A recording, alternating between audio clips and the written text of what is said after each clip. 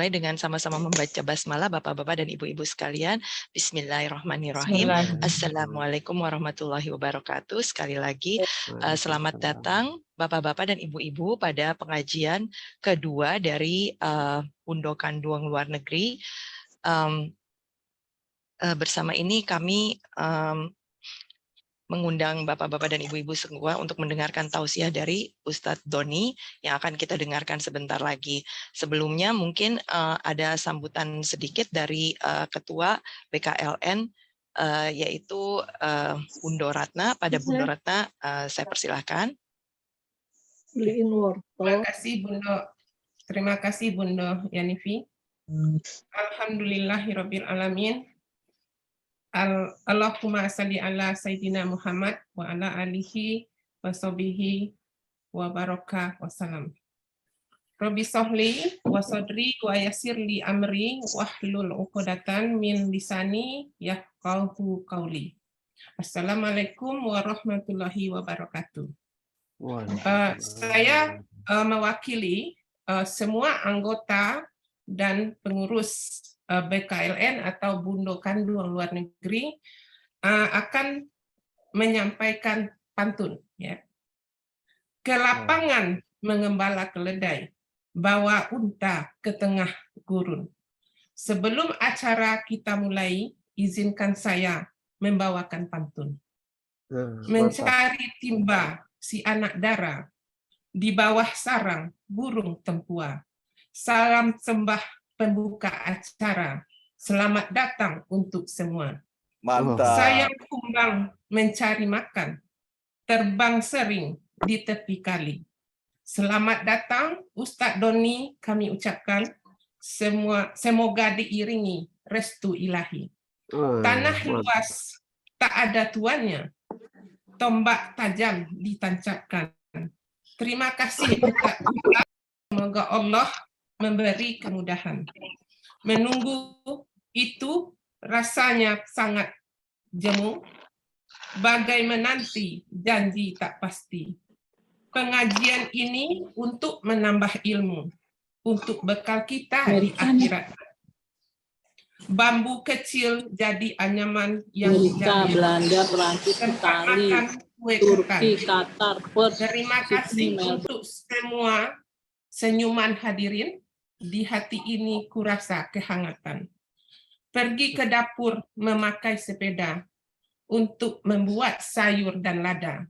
Kepada protokol yang membawa acara, terima kasih atas waktunya. Assalamualaikum warahmatullahi wabarakatuh. Waalaikumsalam warahmatullahi wabarakatuh. Jazakillah khair Bunda Ratna atas pantun yang sangat menarik. Kemudian kita akan melanjutkan dengan pembacaan Al-Quran dan terjemahannya. Para ibu-ibu dan bapak-bapak yang memiliki Al-Quran, mohon dibuka surah Al-Hasyr, surah nomor 59 surah nomor 59 di juz 28 ayat 18 dan 20 sampai 20 yang akan dibacakan oleh Bundo Diana Demir. Pada Bundo Diana kami persilahkan. Assalamualaikum warahmatullahi wabarakatuh. A'udzu billahi minasy syaithanir rajim. Bismillahirrahmanirrahim. Ya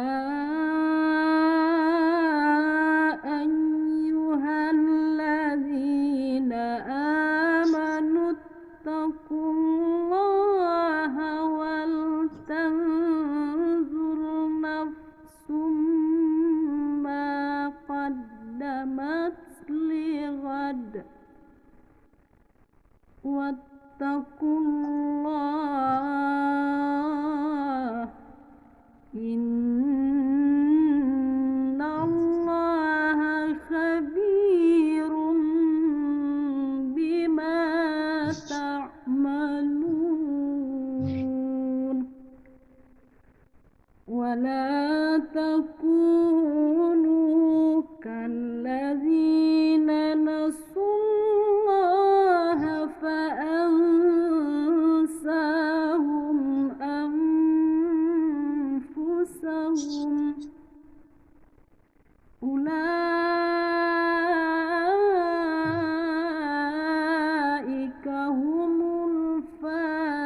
يعرفون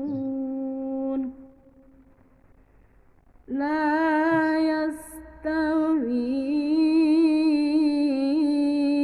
أصحاب النار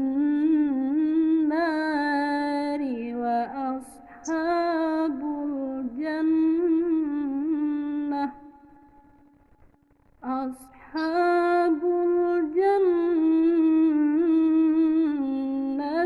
هم الفائزون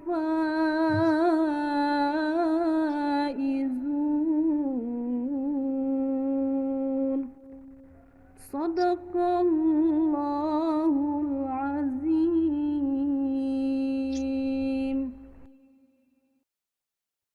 Aku berlindung kepada Allah dari godaan syaitan yang terkutuk dengan menyebut nama Allah yang Maha Pengasih, Maha Penyayang. Hai orang-orang yang beriman, bertakwalah kepada Allah dan hendaklah setiap diri memperhatikan apa yang telah diperbuatnya untuk hari esok akhirat. Dan bertakwalah kepada Allah. Sesungguhnya Allah Maha mengetahui apa yang kamu kerjakan. Dan janganlah kamu seperti orang-orang yang lupa kepada Allah. Lalu Allah menjadikan mereka lupa kepada mereka sendiri. Mereka itulah orang-orang yang fasik. Tidaklah sama penghuni-penghuni neraka dengan penghuni-penghuni jannah. Penghuni-penghuni jannah itulah orang-orang yang beruntung. Maha benar Allah dengan segala firman-Nya. Wassalamualaikum warahmatullahi wabarakatuh. Waalaikumsalam warahmatullahi wabarakatuh. Jazakillah khair atas pembacaan ayat-ayat suci Al-Quran beserta terjemahannya. Semoga Allah memberkahi yang membaca maupun yang mendengarkan. Semoga hati kita selalu terbuka untuk menerima kebenaran yang datang dari Allah. Amin. Pembacaan ayat suci yang tadi dibacakan oleh Bunda Diana akan terkait dengan tema dari pengajian kita kali ini, yaitu persiapan bekal hidup abadi di akhirat, yang akan dibawakan oleh Ustadz Doni Amir Sagaf. Sekilas akan kami bacakan biodata Ustadz Doni. Ustadz Doni adalah alumni dari Pondok Modern Arisalah Selahung Ponorogo. Beliau juga menyelesaikan S1 di Sekolah Tinggi Manajemen Transportasi Trisakti. Dan beliau juga memiliki pengalaman luar negeri sebagai Young Muslim Leader Exchange Program, mengikuti Young Muslim Leader Exchange Program di Melbourne, Sydney pada tahun 2005. Saat ini beliau mendirikan dan membina Majelis Makbul Qurani dan juga mengajar tadabbur Al-Quran di beberapa masjid seperti Masjid Es Parman, Forum Silaturahim, Masjid Taklim Tangerang, Masjid Agung Al-Azom Kota Tangerang, Masjid Al-Hidayah, dan juga beberapa pengajian online. Sebelum kita mendengarkan tausiah beliau, saya ingatkan kepada para peserta, mohon dijaga supaya tetap mute, dan apabila ada pertanyaan, kita akan mengadakan waktu untuk tanya jawab. Pertanyaan boleh ditulis di chat ataupun nanti ditanyakan langsung dengan menggunakan ikon raise hand. Baiklah, untuk mempersingkat waktu, saya persilahkan Pak Ustadz Tony untuk memulai tausiah. Jazakallah khair. Baik. Jazakillah khair Bunda Yanifi. Bismillahirrahmanirrahim. Assalamualaikum warahmatullahi wabarakatuh. Bunda-bunda semuanya, demikian pula bapak-bapak yang hadir. Alhamdulillah, alhamdulillahillazi khalaqas samawati wal ard wa ja'ala adh-dhulumati wan nur thumma allazina kafaru bi rabbihim ya'dilun. Huwallazi khalaqakum min tin thumma qada ajal wa ajalun musamman 'indahu thumma antum tamtarun. Wa huwa Allah fis samawati wa fil ardi ya'lamu sirrakum wa jahrakum ويعلم ما تكسبون. الصلاة والسلام على المبعوث رحمة للعالمين أشرف الأنبياء والمرسلين وعلى آله وصحبه أجمعين. أما بعد. Yang saya hormati Ibu Ketua BKLN Bundo Kanduang Luar Negeri, yakni Bundo Ratna di Melbourne. Demikian pula Bundo-Bundo yang merupakan pengurus dan anggota dari BKLN. Alhamdulillah, dan juga jamaah-jamaah sekalian yang mungkin berasal dari MMK dan lain sebagainya, kita bergabung, berjumpa dari seluruh belahan dunia, kita bersama untuk satu niat, yaitu mentadaburi ayat-ayat agung Allah Subhanahu wa Ta'ala yang terdapat di dalam Al-Quran. Wabil khusus dengan tema yang luar biasa dipilihkan oleh para panitia, para pengurus dari BKLN, yakni persiapan kita menuju pulang kampung sesungguhnya, yakni kampung akhirat kita. Kalau bundo-bundo di luar negeri pasti rindu dengan kampung di Sumatera Barat, ya kan? Tapi serindu-rindunya kampung kita di Indonesia ini yang sudah pasti kita akan kembali secara sukarela maupun terpaksa adalah kampung negeri akhirat. Nah, dari dua pilihan tadi, kita ingin kembali secara sukarela, bahkan ingin kembali secara bahagia dan riang gembira. Salat dan salam mari senantiasa kita curah limpahkan kepada junjungan kita, kudu hasanah kita, yakni Nabi kita Muhammad Sallallahu Alaihi Wasallam. Demikian pula kepada seluruh keluarga dan sahabat beliau. Semoga kita istiqomah, bundo-bundo sekalian dan bapak-bapak, untuk belajar, mengamalkan, dan mendakwahkan nilai-nilai, value-value yang telah beliau Sallallahu Alaihi Wasallam ajarkan bagi kehidupan kita di atas dunia ini. Bunda dan Bapak sekalian yang dirahmati Allah, saya mohon izin men-share screen di layar Bapak Ibu semua. Mudah-mudahan bisa dilihat, disaksikan dengan baik. Yaitu insya Allah pembahasan kita pada kesempatan pagi hari ini, pagi hari waktu Indonesia maksud saya ya. Jadi kalau di Melbourne mungkin sudah 4 jam ya, selisihnya lebih ke depan. Demikian pula di belahan bumi yang lain. Jadi bekal kita untuk pulang ke negeri akhirat, pulang kampung, kampung yang sesungguhnya, kampung kita semua, Bapak Ibu yang dirahmati Allah. Baik, saya cepat saja menyampaikan materi ini supaya lebih efektif, dan kita insya Allah silahkan siapkan gadget kita atau mushaf kita, karena insya Allah kita akan banyak membuka Al-Quran. Kalau perlu ditandai nanti supaya berikutnya bunda-bunda semua dan bapak-bapak semua bisa mengulanginya. Insya Allah bisa murajaah sendiri gitu ya. Ayat-ayat mana yang kita bahas seperti tadi yang sudah dibacakan juga oleh Bunda Diana di Turki tadi, yaitu surah Al-Hasyr, surah ke-59, ayat 18, 19, dan 20. Baik, Bunda yang dirahmati Allah dan Bapak sekalian, ya betul sekali, itu adalah perintah tadi yang dibacakan oleh Bunda Diana. Kalimat Allah itu, perintah itu artinya wajib ya. Jadi semua fi'il amr dan perintah di dalam Al-Qur'an itu hukumnya wajib. Termasuk salah satunya yang tadi dibacakan. Kalimat Allah, auzubillahi minasyaitonirrajim. Ya ayyuhallazina amanu. Wahai orang yang beriman, ya. Ini ya ayyuhallazina amanu taqullah, ini alif ini perintah nih. Jadi kalau dibacanya berhenti, ya ayyuhallazina amanu gitu ya.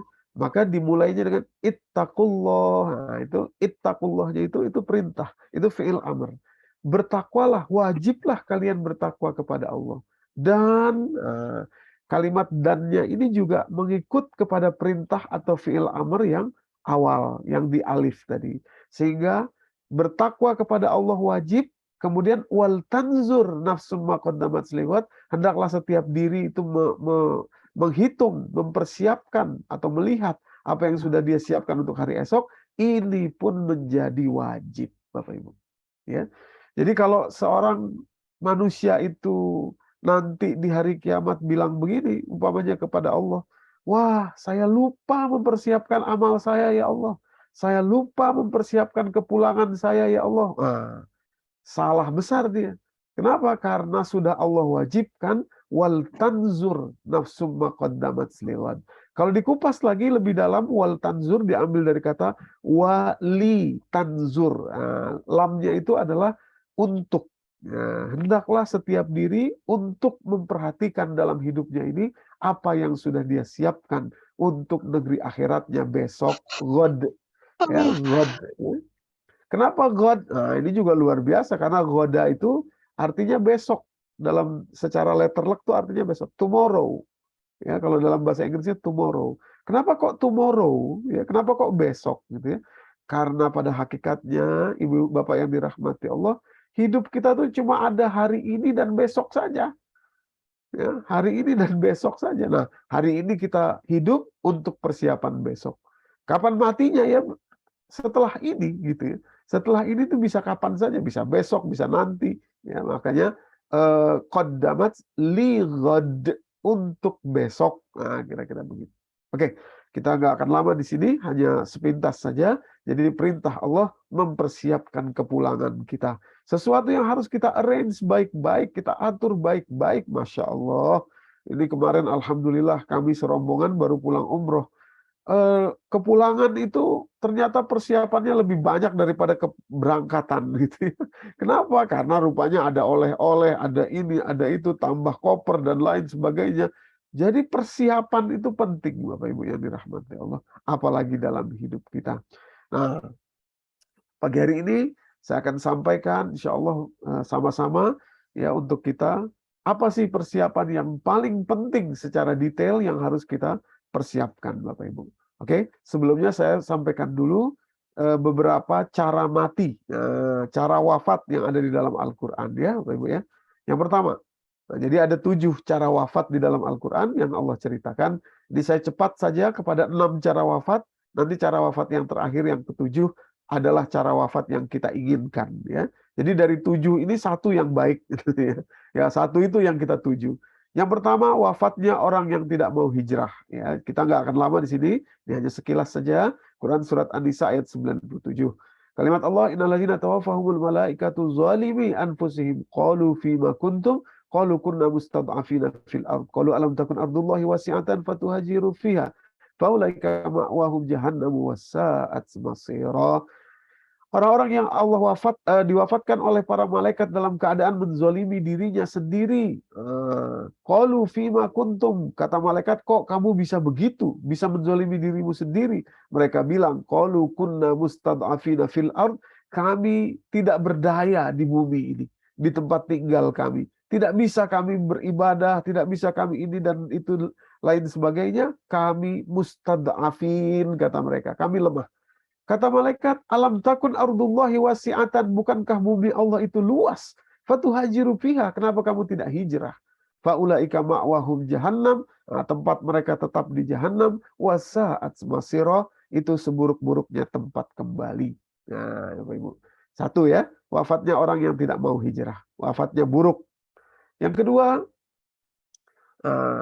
matinya orang yang mengaku-ngaku sebagai nabi. Nah, ini ya, juga luar biasa, dahsyat sekali, dan ada orang yang seperti ini, yaitu Allah cuplik dalam surat Al-An'am surat ke-6 ayat ke-93.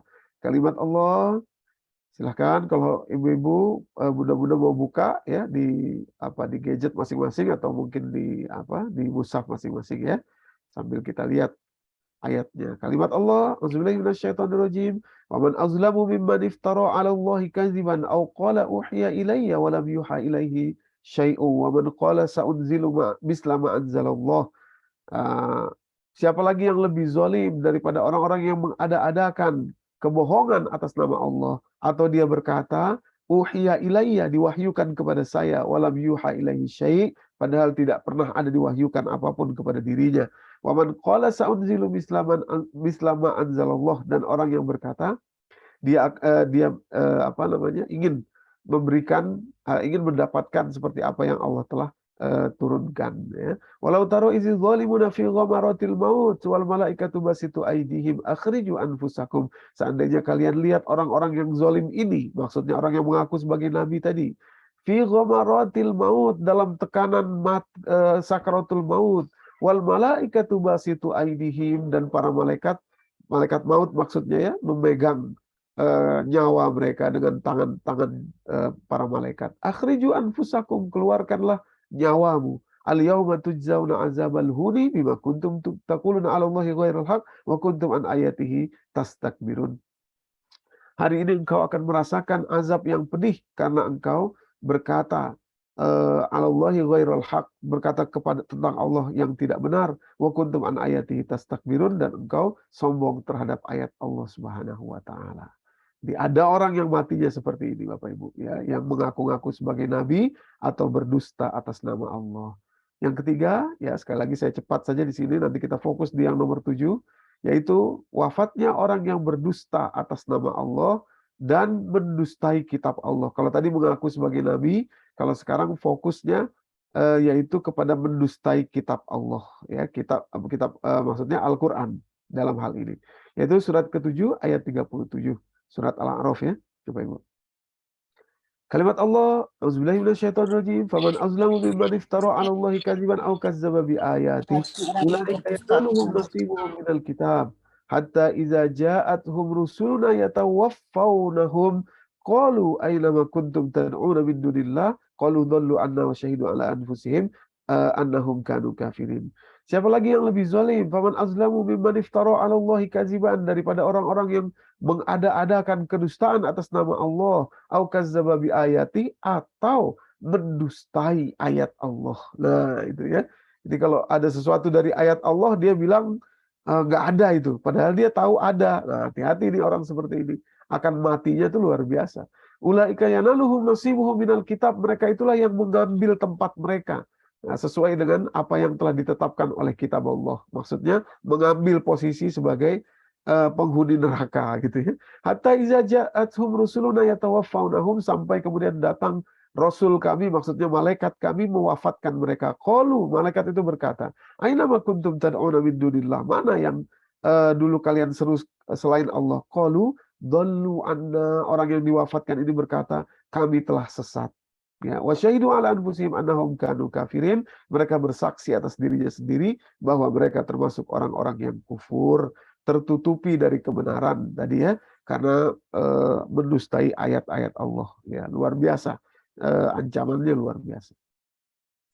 Yang keempat ya, langsung kita cepat, yaitu surat ke-8 surat Al-Anfal ayat ke-50, wafatnya orang yang kufur atau kafir.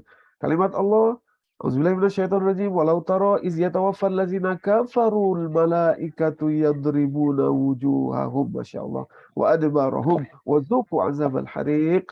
Nah, seandainya kalian melihat ketika para malaikat mewafatkan orang-orang yang kafir, yadribuna wujuhahum wa adbarahum, dipukul wajahnya dan punggungnya.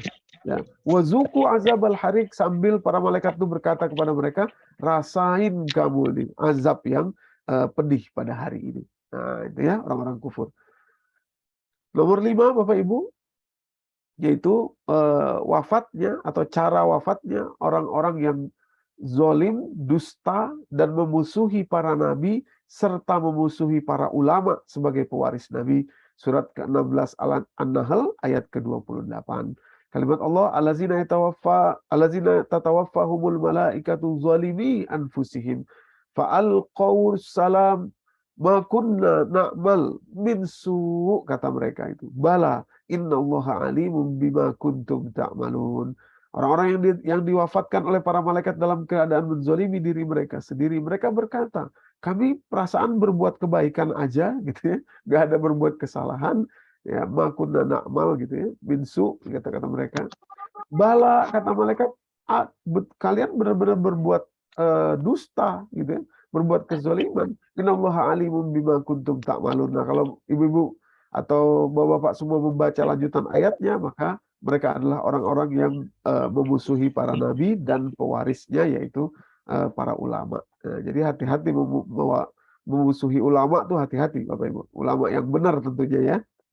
Oke, yang 6, nomor ke-6, saya cepat ya, karena kita akan fokus di nomor 7, yaitu wafatnya orang-orang yang munafik. Ya, surat Muhammad surat ke-47 juz yang ke-26 mulai dari ayat ke-26 sampai ayat ke-28.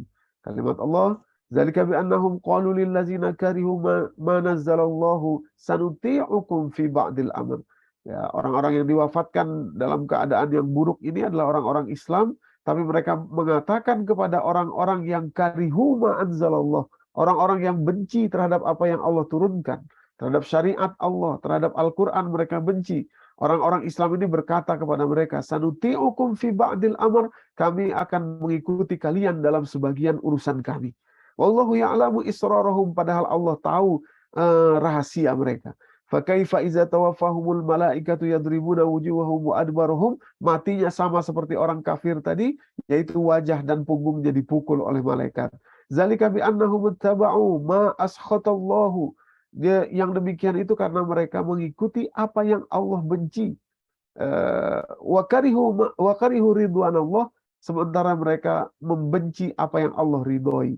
Fa ahbata a'malahum, itu membuat amal kebaikan mereka terhapuskan semuanya. Jadi derajat matinya sama seperti derajat orang kafir. Jadi matinya orang munafik, Bapak Ibu. Ya, jadi Islam, tapi sebagian dia tidak mau ikut, ya, sebagian dia benci syariat Allah itu, sebagian tidak dia sukai, ya maka fa'ahbatu a'malahum, terhapus amal ibadahnya. Oke. Nah, sekarang kita fokus yang nomor 7. Wafatnya orang yang bertakwa, Bapak Ibu. Dan bagaimana rahasianya gitu ya. Orang yang bertakwa ini yang ingin kita ambil, Bapak Ibu. Yaitu surat An-Nahl ayat ke-32. Sebentar saya izin minum dulu.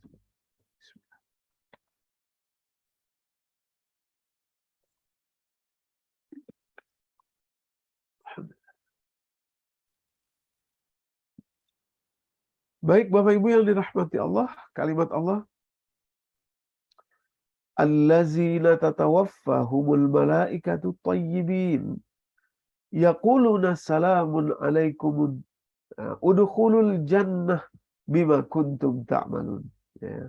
Atau ada yang bisa membantu membacakan terjemahnya mungkin Bunda-bunda biar didengarkan oleh seluruh jamaah.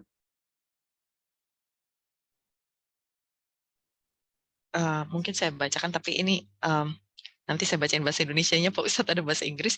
The ones whom the Silakan. angels take in death, being good and pure, the angels will say, peace be upon you, enter paradise for what you used to do. Iya.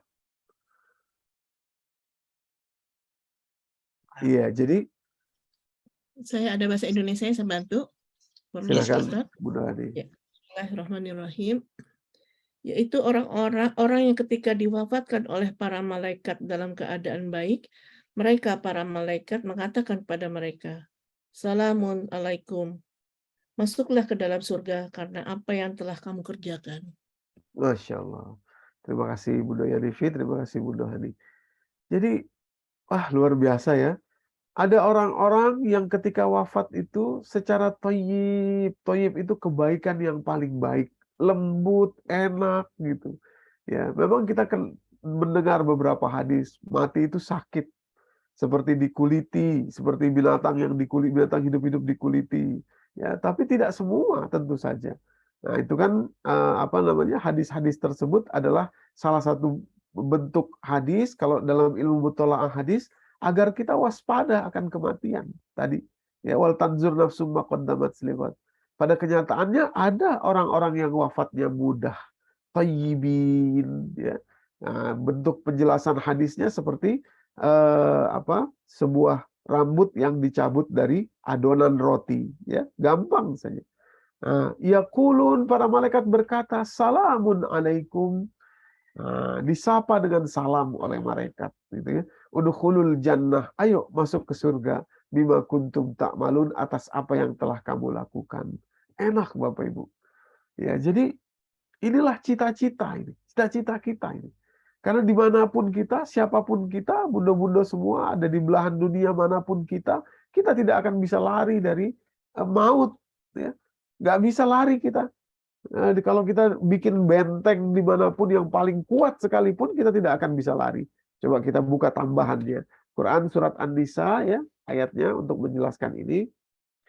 Surat keempat, yaitu ayat yang ke-78. Kalau boleh dibacakan lagi artinya tambahan saja.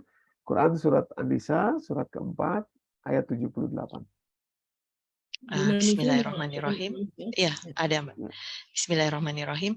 Di mana saja kamu berada, kematian akan mendapatkan kamu, kendati pun kamu di dalam benteng yang tinggi lagi kokoh. Dan jika mereka memperoleh kebaikan, mereka mengatakan, ini adalah dari sisi Allah. Dan kalau mereka ditimpa sesuatu bencana, mereka mengatakan, ini datangnya dari sisi kamu, oh Muhammad. Iya. Katakanlah, Iya. semuanya datang dari sisi Allah. Maka mengapa orang-orang itu atau orang munafik hampir-hampir tidak memahami pembicaraan sedikit pun? Iya. Jadi terima kasih Bunda Yanifi. Aina ma takunu yudrikumul maut walau kuntum fi burujim musyayyadah. Masya Allah. Dimanapun kalian berada, maut itu akan mendatangi kalian, menyeret yudrikumul maut, ya. Mengambil kalian, gitu. Menyeret kalian, mengambil kalian. Walau kuntum fi burujim musyayyadah. Walaupun kalian berada bersembunyi di benteng yang paling kuat sekalipun di atas dunia ini. Jadi pasti kita akan wafat, meninggal itu pasti. Tinggal kita pilih caranya dari 7 tadi. Nah, cuma satu saja yang betul-betul menjadi cita-cita kita. Nggak mau kita yang 6 tadi itu. Ya, mulai dari 1 sampai 6 nggak mau kita, tentu saja.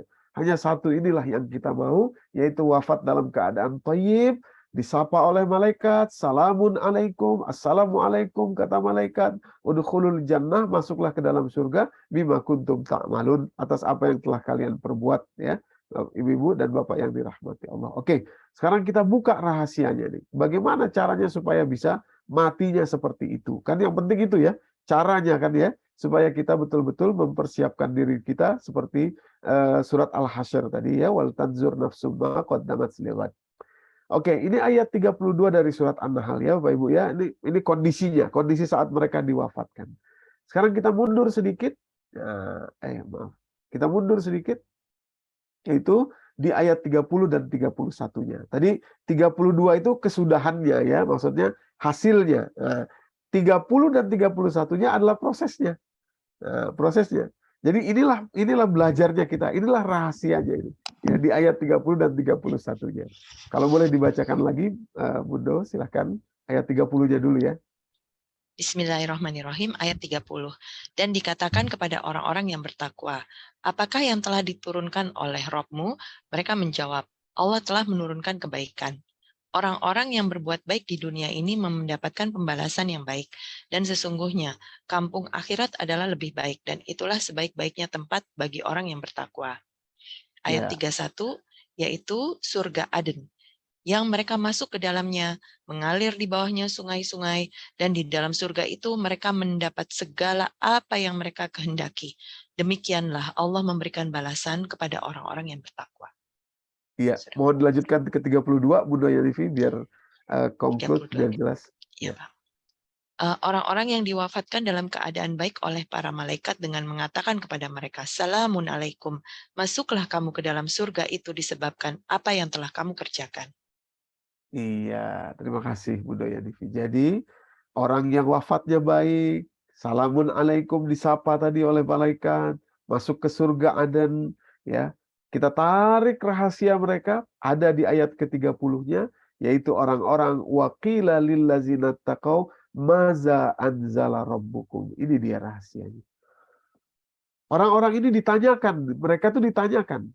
Ya, mereka punya satu pengetahuan yang bukan hanya sampai pada kognisi saja, tapi sampai pada keyakinan, yaitu maza anzala rabbukum. Ditanyakan kepada mereka satu pertanyaan. Nah, yaitu apa yang sudah Rabbmu turunkan? Mereka berhasil menjawab qalu khairan. Kebaikan. Khairan ini dalam bahasa Arab namanya sighah mubalaghah, atau dalam bahasa Indonesia namanya superlatif, yaitu kebaikan demi kebaikan. Ya. Apa istilahnya? Good upon goodness, ya, goodness upon goodness, ya. Khairan itu superlatif. Jadi Bapak Ibu, mereka berhasil menjawab satu pertanyaan ini, maka mereka menjadi orang-orang yang wafat dalam kebaikan husnul khotimah, disapa oleh para malaikat dengan salam dan masuk surga. Tapi pertanyaan yang jawaban yang mereka berikan ini tidak bisa dibuat-buat, nggak bisa dikarang-karang, nggak bisa. Betul-betul jawaban yang beyond kognisi, ya, melebihi kognitif, melebihi pengetahuan saja. Nah, sampai kepada keyakinan, yaitu khairan.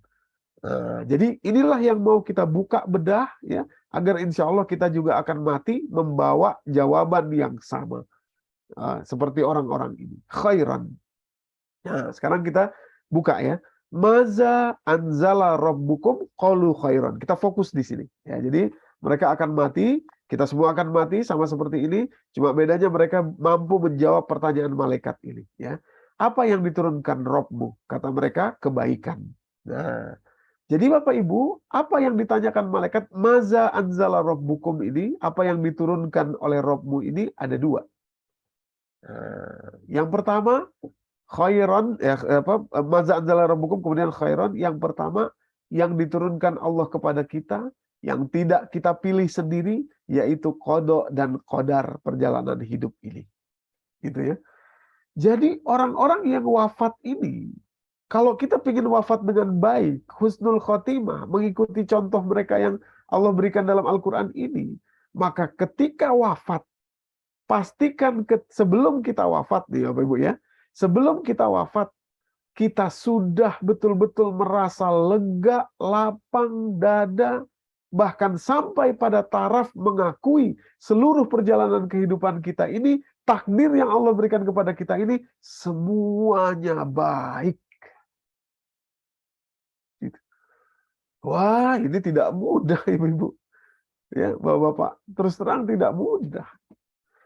Ada memang yang kita anggap baik, ya, ketika dapat promosi kerjaan, ketika dapat proyek yang besar, ketika dapat uang yang banyak, ketika sehat bercengkrama dengan anak cucu, ketika rumah tangga harmonis, kita anggap oh baik itu. Tapi bagaimana dengan trauma masa kecil, bagaimana dengan pernah ditipu orang, bagaimana pernah difitnah orang, bagaimana dengan pernah dikhianati teman, bagaimana dengan pernah berselisih paham dengan adik, kakak, ipar, dan lain sebagainya. Bagaimana itu semua? Coba. Ya. Belum lagi kalau ada yang, Masya Allah, luar biasa ya. Ada orang yang dalam hidupnya orang tuanya abusive, misalkan gitu ya. Memukul, sampai ada yang cacat, sampai itu bagaimana tuh? Bagaimana mereka bisa seperti itu? Maksudnya artinya apakah mereka bisa? Apakah kita bisa? Pada ujungnya kita mengakui semua itu baik kok. Gitu. Ini bukan lip service ya, bukan oh baik udah saya terima saja. Bukan, tidak. Nggak bisa, kita tuh nggak bisa bohong di hadapan malaikat itu, nggak bisa. Ya. Makanya kalau ada orang bilang ke saya, Ustadz, saya sudah maafkan adik saya, atau saya sudah maafkan kakak saya. Tapi kalau untuk ketemu janganlah, saya nggak mau. Oh, belum selesai berarti itu. Apa Ibu? Ya, belum selesai. Belum khairat, belum kebaikan itu. Apa Ibu? Nah, maka itu doanya ya sebelum nanti kita masuk ya kepada kenapa kok bisa menjadi khair, bisa menjadi kebaikan itu ya. Walaupun peristiwa-peristiwa yang dalam tanda kutip dalam kacamata kita tidak enak gitu ya. Kenapa kok bisa jadi khair? Sebelum masuk ke situ, ini doanya. Surat Al-Ahqaf, surat ke-46, ayat ke-26, juz yang ke-26, ayat yang ke-15, Bapak Ibu ya. Kita tahu ayatnya panjang dan di dalam itu ada doa. Doa yang mungkin sering kita dengar. Kalimatnya begini. Wasainal insana biwalidayhi ihsana hamalathu ummuhu kurha wa wada'athu kurha wa hamluhu wa fisaluhu 30 syahra hatta iza balagha asyuddahu wa balagha 40 sanah qala. Orang-orang ini selalu berkata, Rabbi auzi'ni an ashkura ni'mataka allati an'amta 'alayya wa 'ala walidayya wa an a'mala salihan tardahu aslih li fi dzurriyyati inni tubtu ilaika wa inni minal muslimin. Mohon bantuan lagi Bunda Yanifi untuk membacakan terjemahnya. Kalau boleh Dari mereka doanya aja, Pak. berkata saja, ya, yang merah Oke, itu. iya, ya Ustaz. Ia berdoa, ya Robku, tunjukkanlah aku cara untuk mensyukuri nikmat yang Engkau telah berikan kepadaku dan kepada ibu bapakku, dan supaya aku dapat berbuat amal yang saleh yang Engkau ridhoi. Berilah kebaikan kepadaku dengan memberi kebaikan kepada anak cucuku. Sesungguhnya aku bertaubat kepada Engkau dan sesungguhnya aku termasuk orang-orang yang berserah diri. Masya Allah, terima kasih Bunda Yanifi. Jadi urutannya Bapak Ibu, ya, aku bertobat kepada Engkau, aku berserah diri kepada Engkau, kemudian perbaiki urusanku di anak keturunanku. Urutannya dimulai dari mampu mensyukuri hidup kita dan Allah pilihnya kedua orang tua kita. Luar biasa, ini Bapak Ibu. Ya. Kalimat itu tadi ya dibacakan oleh Bunda Yanifi tadi artinya itu. Ya Allah, tunjukkanlah aku cara bersyukur terhadap nikmat yang kau berikan kepadaku dan nikmat yang kau berikan kepada kedua orang tuaku. Padahal di atas dunia ini tidak semua orang itu suka sama orang tuanya. Suka itu dalam artian tidak semua orang masa kecil hidupnya itu gembira, bahagia, tidak semua orang. Tapi Allah katakan, ya, mereka ini an ashkura nikmataka allati an'amta alayya wa ala walidayya. Ya, ridho sudah, ya, kepada kedua orang tuanya tadi itu. Padahal tidak semuanya, dan ini berkaitan dengan seluruh perjalanan kehidupan kita yang lainnya, adik dan kakak kita dan lain sebagainya. Perjalanan kehidupan kita dimulai dari situ, Bapak Ibu. Baru kemudian an a'mala sholihan tarbo, baru kemudian kita bisa beramal yang diridhoi Allah, ya, setelah pintu mensyukuri tadi dibuka tadi. Setelah pintu, jadi kan gini ya, kelahiran kita di atas dunia ini kita tidak pernah minta. Tidak pernah minta kita di orang tua yang mana tuh kita nggak pernah minta, Bapak Ibu, ya kan? Nah, kalau itu bisa kita ridhoi, bisa kita ikhlaskan, kodok dan kodar yang Allah berikan itu, nah, sampai pada derajat, oh semuanya baik. Ya, maka saya sering katakan begini, Ustadz, ada yang tanya ke saya, bagaimana sih ukurannya? Kita sudah ridho terhadap kedua orang tua, terhadap kehidupan kita. Saya bilang, Bu, sederhana ukurannya.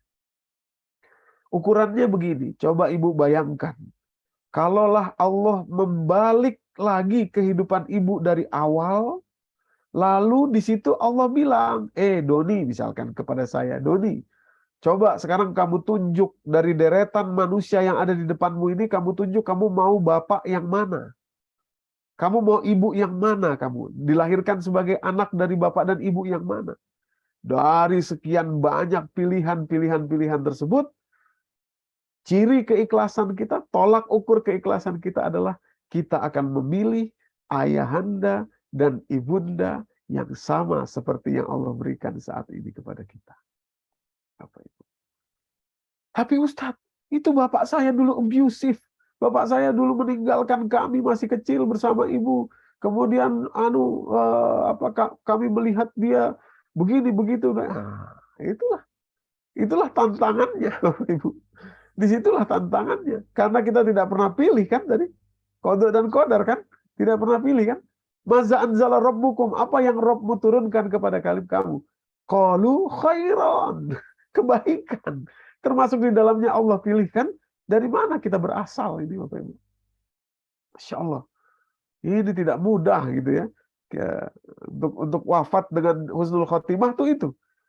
Ini pertamanya ya, rahasia pertamanya Bapak Ibu, Masya Allah, luar biasa ya, bagaimana Allah menjelaskan kepada. Nah, orang-orang seperti inilah pada ayat ke-16-nya yang akan mendapatkan tadi dalam bahasa lainnya.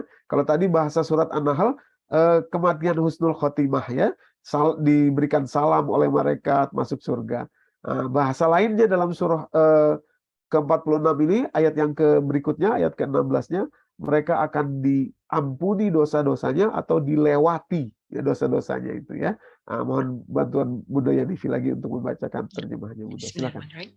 Mereka itulah orang-orang yang kami terima dari mereka amal yang baik yang telah mereka kerjakan, dan kami ampuni kesalahan-kesalahan mereka bersama penghuni-penghuni surga sebagai janji yang benar yang telah dijanjikan kepada mereka. Ini dia. Terima kasih Bunda Yanifi. Mereka itulah orang yang berhasil tadi ya, berhasil tadi ya, meridhoi ya perjalanan kehidupan mereka, termasuk di dalamnya di mana mereka dilahirkan, ya Allah yang pilih, bukan kita yang pilih. Ulaikal ladzina nataqabbalu anhum ahsana ma amilu. Kami terima seluruh amal kebaikannya. Di samping itu, wa natajawazu an sayyi'atihim, kami lompati atau kami lewati, atau dalam hal ini kami ampuni segala bentuk kesalahannya. Masya Allah. Ya, fi ashabil jannah, ya, masuk dalam kelompok orang-orang yang masuk surga, Bapak Ibu. Syaratnya tuh itu. Nah, syaratnya itu menerima khairan, ya. Jadi kalau kita merenung, mengingat masa-masa lalu kita, mengingat masa kecil kita, di mana kita dilahirkan, bagaimana perjalanan kehidupan kita, ya, sebelum wafat siapkan bahwa kita tidak ada perasaan lain kecuali bersyukur. Bersyukur, Bapak Ibu, Masya Allah. Ya, bersyukur. Tadi saya katakan tolak ukurnya. Kalau Allah suruh pilih lagi, kita tidak akan pilih yang lain kecuali hidup kita yang sekarang. Itu baru betul-betul bersyukur itu. Ya, Bapak Ibu. Ya. Nah, kenapa kok bisa begitu ya? Gitu ya. Kenapa orang-orang ini bisa begitu? Saya juga dulu berpikir, loh kok bisa gitu ya? Apakah cuma, oh pokoknya yakin aja, yakin aja. Tapi susah juga gitu kalau yakin-yakin aja tanpa ada penjelasannya, susah juga. Bapak Ibu yang dirahmati Allah, bunda-bunda sekalian, rupanya ada caranya. Ada caranya. Kenapa kok bisa kita menerima, mengikhlas, ridho, ya bahkan bersyukur atas peristiwa-peristiwa yang menurut kita tidak enak dalam kehidupan kita, ya mungkin childhood trauma dan lain sebagainya itu, ya. Kenapa kok bisa begitu ya? Caranya gimana? Nah, ini Bapak Ibu, rupanya luar biasa, ya. Allah memberikan kesulitan kepada kita itu, memberikan musibah kepada kita itu, tapi Allah mengatakan wabasyiris sabirin, sampaikan kabar gembira. Loh, kok diuji, diberi kesulitan, diberi sesuatu yang tidak enak, suruh sampaikan kabar gembira. Di sini rahasianya. Ya, mohon dibacakan dulu Bunda Yadifi ayat 155 dan 156 dari surat kedua Al-Baqarah. Silakan. Bismillahirrahmanirrahim. Dan sungguh akan kami berikan cobaan kepadamu dengan sedikit ketakutan, kelaparan, kekurangan harta, jiwa, dan buah-buahan. Dan berikanlah berita gembira kepada orang-orang yang sabar, yaitu orang-orang yang apabila ditimpa musibah, mereka mengucapkan, Inna lillahi wa inna ilaihi raji'un. Iya. Jadi Bapak Ibu yang dirahmati Allah, walanabluwannakum, pasti kalian akan saya uji semuanya itu. Ya, tidak ada yang mulus dalam kehidupan ini, itu tidak ada Bapak Ibu. Ya, tadi ya dalam bentuk kehidupan kita dipilih di mana, ya, dilahirkan dari orang tua seperti apa, mungkin begini begitu, ya, ada masa kecil yang tidak enak, tidak baik, trauma dan lain sebagainya. Mungkin adik atau kakak kita, mungkin juga ipar kita dan lain sebagainya. Walanabluwannakum, pasti kalian akan saya uji. Bisyai minal khauf, sedikit rasa takut, rasa lapar, naqsi minal amwal, kekurangan harta, wal anfus, kekurangan jiwa, maksudnya inferioritas, ya, trauma masa kecil dan lain sebagainya. Wat tamarat, tamarat itu hasil. Wa basyiris sabirin, tapi sampaikan kabar gembira kepada orang yang sabar. Allazina iza asabatu musibah qalu innalillah. Yaitu orang-orang yang terhadap segala sesuatu yang menimpa mereka, mereka mengatakan ini semua milik Allah. Nah, tentu saja tidak sekedar mengatakan, ya, tidak sekedar ucapan mulut saja, lip service saja. Kalau lip service semua orang juga bisa, Bapak Ibu, ya. Anak kecil kita ajarin juga bisa. Innalillahi wa inna ilaihi raji'un. Tentu bukan itu, tapi paham makna dan isinya. Apa yang dimaksud ini? Jadi begini Bapak Ibu. Nah, ini kita kaji dari sisi fisiologis, ya, tubuh kita. Tubuh kita ini punya respon, Bapak Ibu yang dirahmati Allah, punya mekanisme dia tubuh kita itu. Dan dari sini kita akan bisa melihat bagaimana kesulitan demi kesulitan itu Allah beri justru untuk kebaikan kita. Sehingga kita akan bersyukur Allah pernah memberi kesulitan kepada kita. Luar biasa, ya. Kita akan bersyukur Allah memberi kesulitan kepada kita. Ya. Jadi tubuh kita Bapak Ibu memiliki stress response system. Ya, ada dua sebetulnya, yaitu sistem saraf dan sistem endokrin. Ini sistem endokrin. Endokrin itu kelenjar-kelenjar dalam tubuh kita. Di begitu stres direspon oleh kelenjar di dalam tubuh kita, maka tercipta satu mekanisme yang dikenal dengan istilah HPA aksis. Ya, HPA aksis itu, HPA itu adalah kelenjar hipotalamus, pituitari, dan adrenal. Di hipotalamus di bagian depan otak kita, kemudian kelenjar pituitari di bawahnya sedikit, dan kemudian kelenjar adrenal yang ada di atas kedua ginjal kita, Bapak Ibu. Ketiga kelenjar ini ya bekerja ketika kita merespon sesuatu stres. Ya tadi stres masa lalu, stres mungkin kita punya pengalaman buruk kepada kedua orang tua kita atau di tempat kita dilahirkan atau kepada kakak, adik kita dan lain sebagainya lah, apapun itu. Ya kesulitan-kesulitan yang hadir kepada kita, stres. Maka direspon oleh tubuh kita dengan melepaskan hormon namanya kortisol. Hormon ini kita butuh kortisol ini, tapi hanya sedikit saja. Kalau kortisol ini berlebihan di dalam tubuh kita, kortisol ini akan bergerak lagi, memberikan kabar kepada hipotalamus kembali lagi, untuk memberikan lagi kabar kepada pituitari, adrenal lagi, fungsi kemudian melepas kortisol lagi, terus muter kayak gitu. Kalau kebanyakan kortisol, Bapak Ibu, maka yang pertama kali diserang oleh kortisol ini adalah sistem imun tubuh kita ditekan oleh kortisol itu. Karena tubuh menganggap kita sedang merespon sesuatu yang bahaya. Demikian pula terjadi yang namanya glukokortikoid atau protein yang masuk dalam tubuh kita dijadikan gula oleh kortisol ini. Karena gula bisa menjadi tenaga, dibakar ya menjadi tenaga. Ya. Akhirnya gula tersimpan sedemikian banyak, mulai tubuh kita tidak seimbang atau imbalance, Bapak Ibu yang dirahmati Allah. Sementara sistem imun tubuh kita menjadi tertekan, ya luar biasa pengaruhnya ini. Begitu stres, ya kita kita respon, ya. Bagaimana kalau stres yang disimpan dari kecil, wah luar biasa, ya tidak pernah hilang stres itu, maka dia akan terus menghantui diri kita. Nah, kemudian sistem yang kedua adalah autonomic nervous system, yaitu sistem saraf di dalam tubuh kita. Sistem saraf ini juga merespon stres tadi, yaitu lewat yang namanya sympathetic nervous system dan parasympathetic nervous system. Nah, jadi simpatetik itu begitu kita stres, ya mulailah pupil mata kita menyempit, kemudian stimulasi kelenjar ludah gitu ya, kelenjar ludah kita menjadi kering, maksud saya ya, ludah berkurang ya.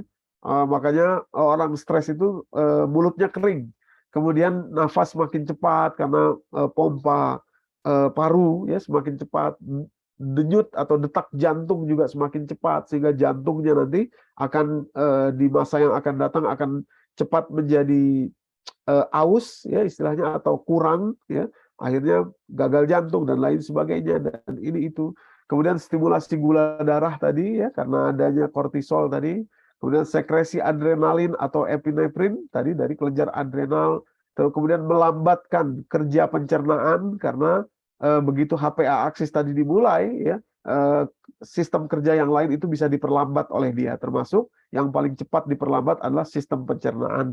Maka orang kalau stres langsung sistem pencernaannya terpengaruh, Bapak Ibu yang dirahmati Allah.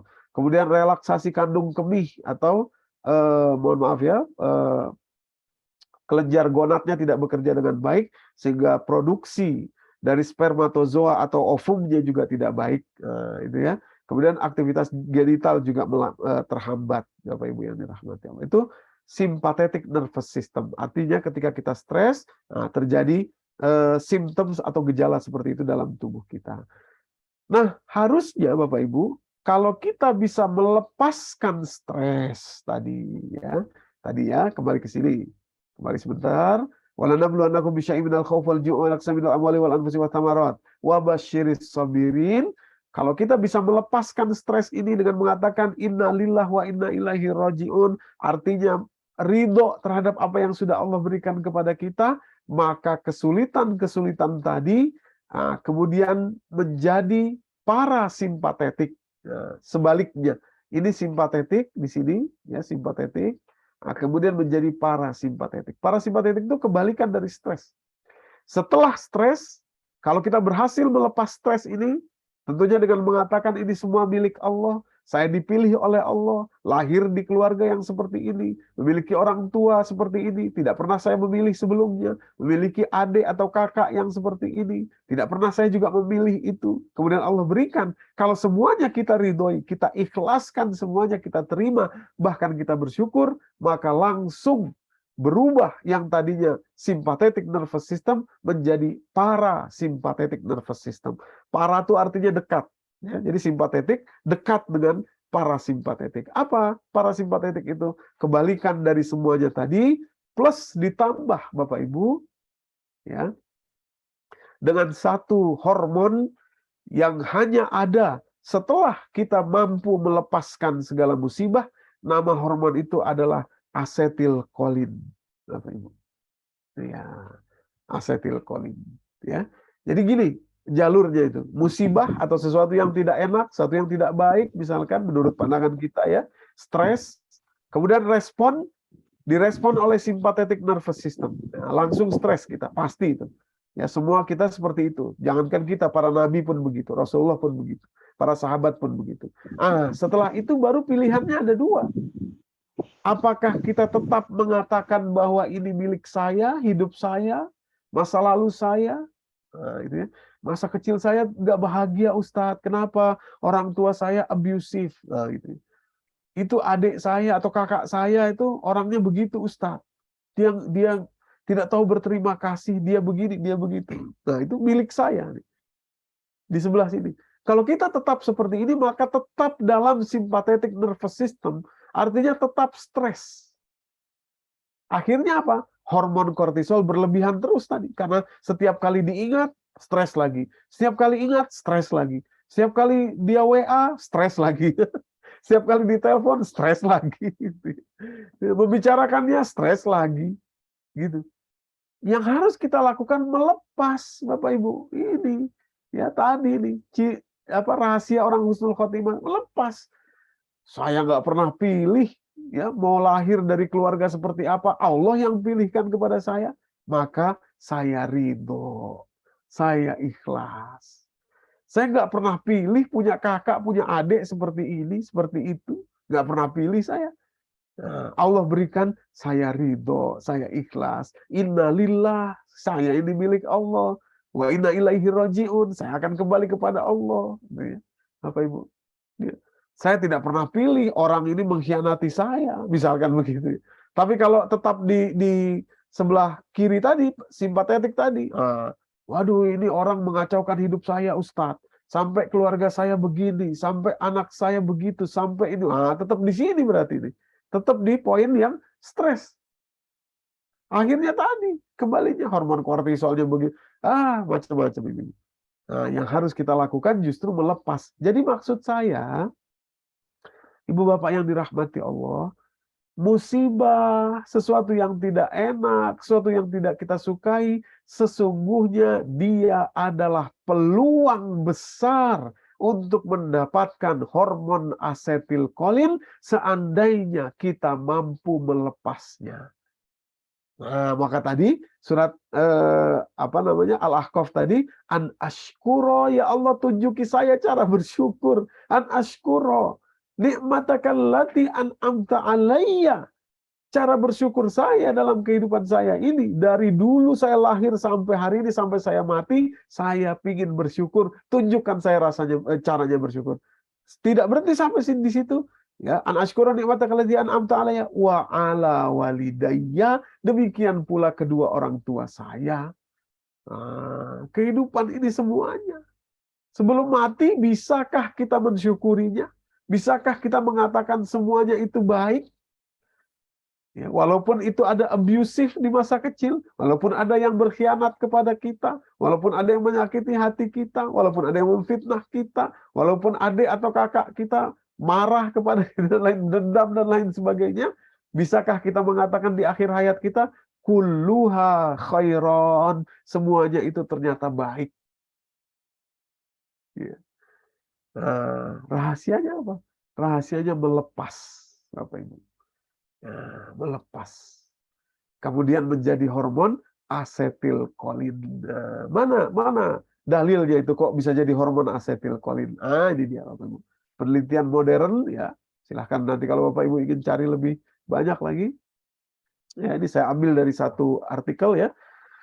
Banyak sudah, ini bukan lagi pengetahuan yang rahasia, ini sudah umum sekali kalau Bapak Ibu cari asetilkolin, kemudian ketik juga parasympathetic nervous system, muncul semuanya. Penelitian banyak dari berbagai macam universitas di seluruh dunia ada.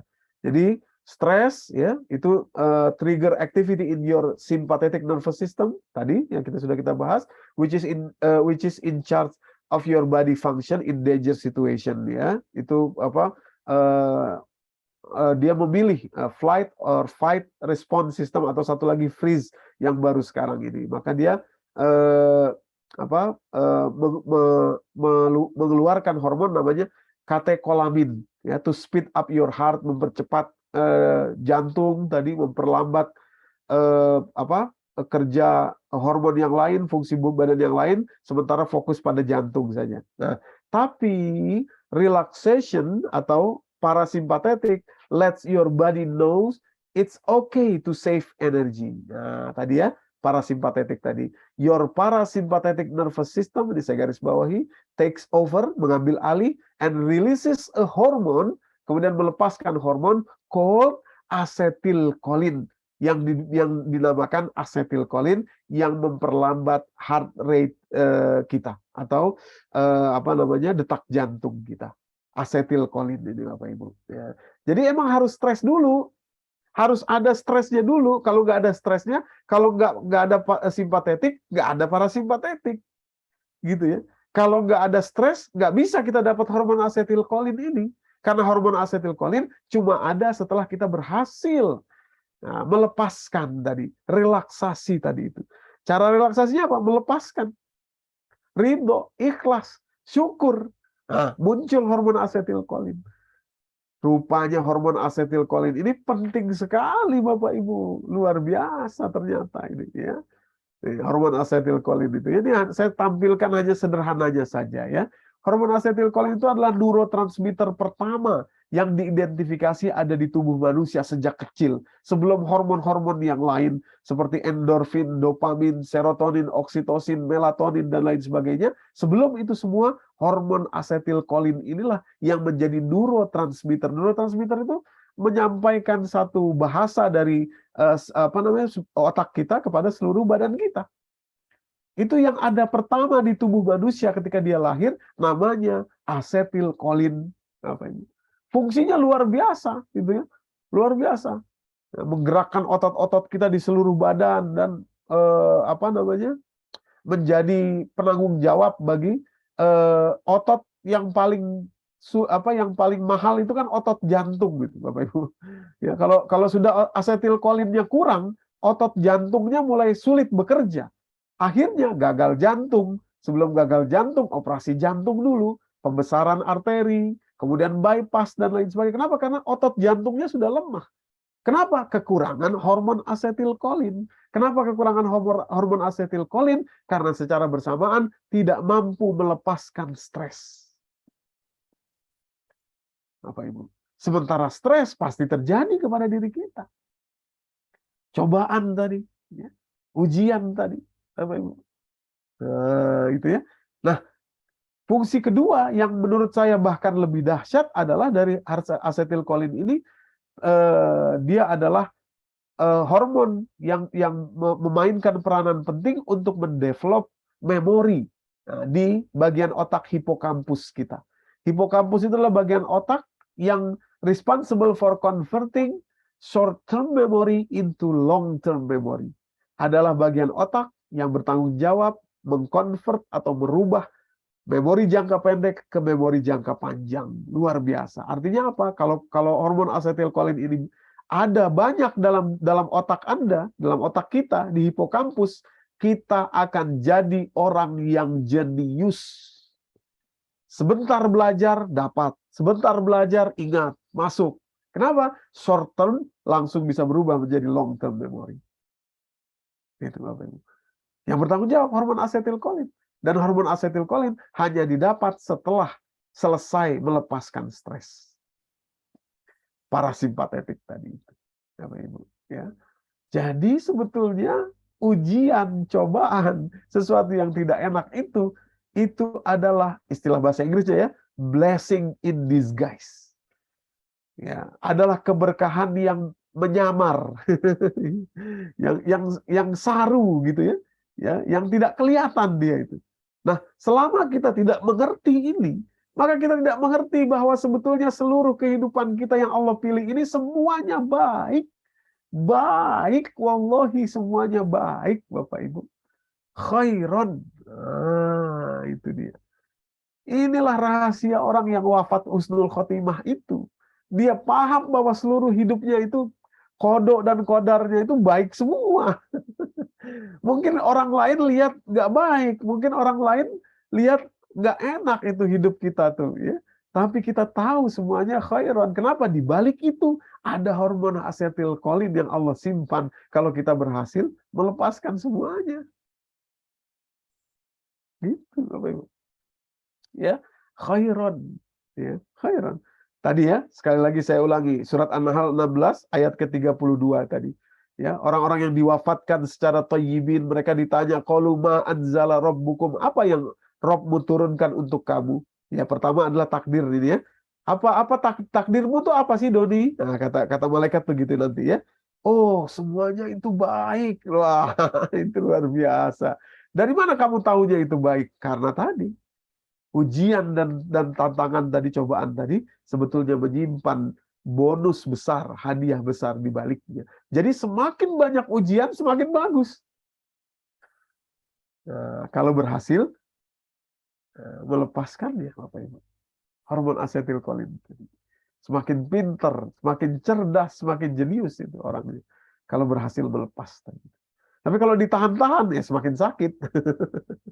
Tadi ya, semakin rusak gitu ya. Kerja ototnya melemah, termasuk yang paling cepat melemah adalah otot jantung gitu. Ya. Jantung itu kan otot ya, Bapak Ibu, dan itu membutuhkan asetilkolin. Ah, luar biasa. Coba renungkanlah nih keseimbangan ini, coba Bapak Ibu renungkanlah. Ya, jadi dari situ kita terkagum-kagum betapa Allah tuh maha sayang kepada kita. Rupanya kesulitan, ya, hambatan, ujian, cobaan itu untuk kita Bapak Ibu, Masya Allah, ya, untuk kebaikan kita. Nah, syaratnya cuma satu, lepasin aja. Innalillah, punya Allah, saya ini punya Allah.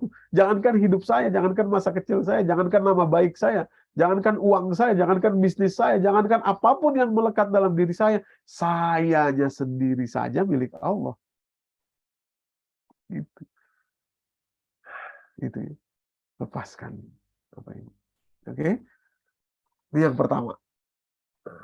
Oh iya, saya sampai udah lewat belum nih Bu Doya Devi waktunya?